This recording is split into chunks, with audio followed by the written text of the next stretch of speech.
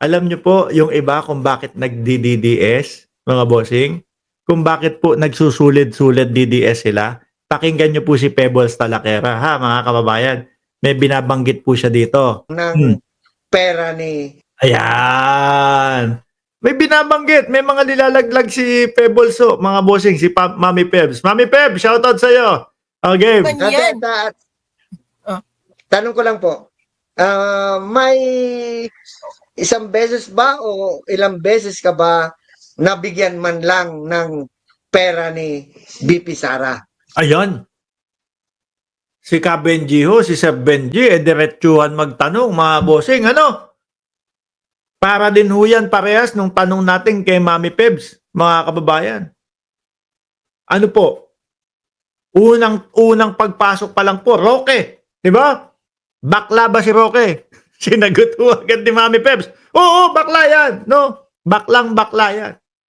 Oh, Roque, hindi ako may sabi ha. Yung nakasama mo, si Mami Pebs. Oh. Di ba? Ako wala akong talagang alam. Bukod doon sa lalaki at machong-macho ka, Roque, na sinasabi mo, tingnan natin kung mapapatopless natin si Ronel Yang. Yun lang ang alam ko. At ang ano ko pa sa iyo doon, ano tawag doon? Ang pagtingin ko pa sa iyo doon, lalaking lalaki kasi ang tigas nung salita mo eh. Na sinasabi, tingnan natin kung mapapatopless natin si Ronel Yang. Oh, di ba? Lalaking lalaki si Roque noon, mga kababayan. Lalaking lalaki! Oh, sabi mo nga, lalaking lalaki! Nanlalalaki! Oh, game. Ano kaya ang sagot dito, mga bossing? Atras ko ha, walang hintuan. Tanong ko lang po, may isang beses ba o ilang beses ka ba nabigyan man lang ng pera ni BP Sara? Oh. Ayan na, pa-suspense si Mami Pebs. Isang beses. Oh. Nakasobre, 15,000. Uy, 15,000. Mahilig sa sobre. Alam nyo, mga kababayan, no?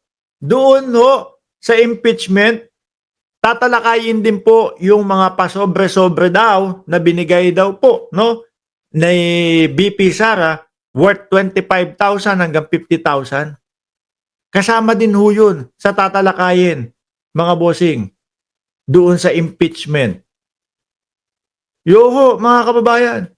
Sabi ni Russell Albis, mas may laman talaga ang banat ni Banat Bay kaysa ampaw na vlogger na to. Napakababaw. Oo, talagang may laman yun. At meron ding kaso yun. Santambak ang kaso nun. Oh, tapos nagtatago pa. Mas okay na siguro ako dito, walang laman. Ano? Walang laman, wala namang kaso. Wala namang pagtatagong nangyayari sa buhay ko. Hindi ko siguro dapat kainggitan yung si Banat Bay. Biruin mo, ilan ang kaso. Tapos nagtatago. Ano? Hindi makasipot doon sa Congress. Mahirap kainggitan yun. Baka kayo, gusto nyo, mga DDS, kung naiinggit kayo kay Banat Bay, okay na siguro yun. Di ba? Kasi kami dito, wala eh. Wala kaming ano dito. Wala kaming kaso-kaso dito, hindi kami nakakasuhan. Sabi nga namin, okay na okay kaming ipatawag doon sa sa Congress eh. Kayang-kaya kong harapin si Marcoleta doon eh. Lalo na yung doon sa sinasabi niyang there is no such as West Philippine Sea. Kayang-kaya kong harapin siya doon eh. Kaso hindi kami pinapatawag. Bakit kaya? Ano? Kaya siguro yung mga DDS naiinggit kay Banat Bay. Uy, ang galing ni Banat Bay oh. Ayun, santambak ang kaso. Montik na hong maging ni Arlene Kayumanggi yun. Brother-in-law, di ba Arlene? Hindi, mabait po yan si Arlene, mga kababayan. Single po yang si Arlene Kayumanggi, mga boss. At ang daming sasakyan niya na, ewan ko lang, kung papasakayin ako doon sa sasakyan niya. Ang dami, mga kababayan. Magaling mag-drive yan si Arlene. O game! Nabigyan daw si Pebbles sa 15,000. Oh. Kailan po yun? Ano sabi? Pinapapunta. Kayang-kaya daw. Di pumunta ka. Ba't ako pupunta doon? imbitasyon. Ano ba naman yun? Ibig sasabihin, tingnan mo tong si Mark Ramos, pasikat, nanggaling pa ng ibang bansa, pumunta. Wala naman palang investigasyon. O, di ba?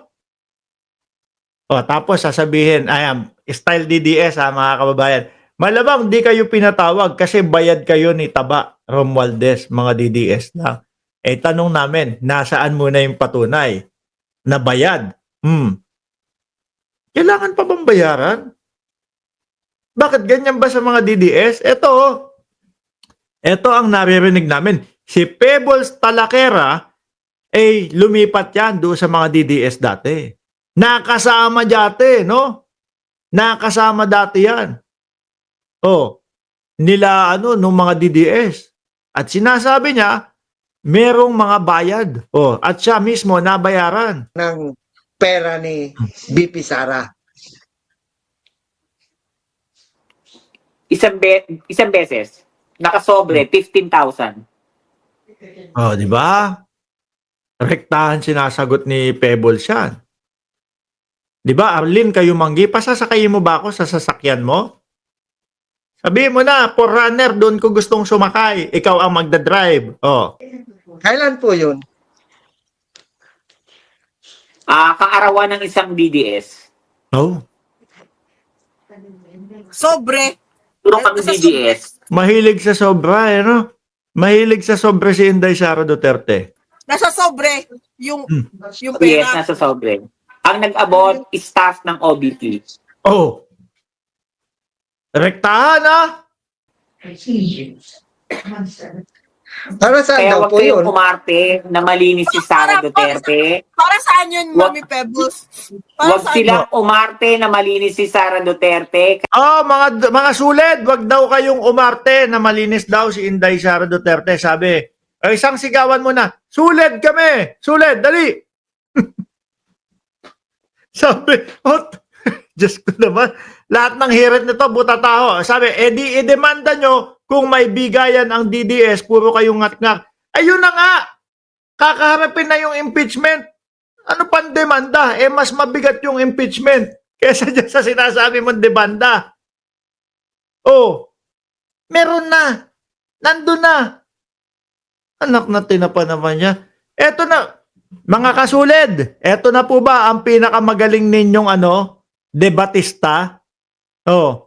Lahat ng sinasabi, late yata Di ba? I-demanda nyo. Wala na nga, nandun na. Kakaharapin na ang impeachment sa July. Kaya visit na visit ako dyan. Ha? Para saan yun? Allowance. Wala allowance daw. Pinabibigay. allowance? Wala, basta inabot lang. May allowance. Parang ganun din yata yung narinig ko doon sa sa DepEd. Ano po, yung mga naabutan. Galing sa OBP. Hindi, wala naman sinabing allowance. Basta inabot lang. Di kinuha ko. Wala Bakit nga? Sige, akin na to. Di ba? Ay, nako. kang pinirmahan na papel, Mami Pebbles. Hindi lang naman ako yung binigyan Pero Wala. wala kayong pinapirmahan na papel. Ay, may pirma. Pipirma ka. May pirma. Pero Sabi hindi daw doon sa abutan. Naintindihan mo ba yung sinasabi mo, Russell? Alam mo ba, nakasama yung bribery na inireklamo sa vice-presidente, yung abutan din? Naintindihan mo? At kasama din yung yung pagbabanta sa buhay ng Pangulo doon sa impeachment? Ay, Diyos ko po, mga DDS. bigay lang na ganon. Hindi, Mga may anong pipirma taon ka yun? papel. 2023, 2024, Kailan or yan, Mami Pebbles? 2025? Kailan nangyari? Kailan po? 2022. 2022. Election yun, It's either, hindi kasi ang election nasa bandang May din Bago mag-May, bago mag-election. Pagkatapos ng election, 2022 ng mga bandang October or November ba yun? tapos na ang election. Yan, parang... Oh. Pagka panalo nila, Tapos magkapanalo kasi nila, di ba? Umalis agad ako sa OBP. Oh. 2022, Kuya Benji. Hmm. 2022, di ba? 2022, pagkaupo ni BBM umalis agad ako. Naging criticism agad ako nag-criticize ko agad si BBM that time. Okay. O yan, sabi, may abutan daw. O, paano na yan? Uy, Russell, paano na, paano na yan? No? Tanungin mo yung mga vlogger ninyo, uy, totoo ba na naabutan kayo? Sabi kasi ni Pebbles Talakera. Oh. At yan kumbaga, siya mismo ang tumatayong resibo at nagsasabi, oo, naabutan ako. 15,000 nakasobre. Galing daw po sa staff ng OBP.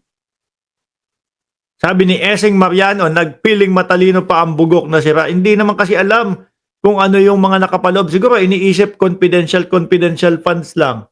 No? Anyway, mga boss, chipa mo, sir.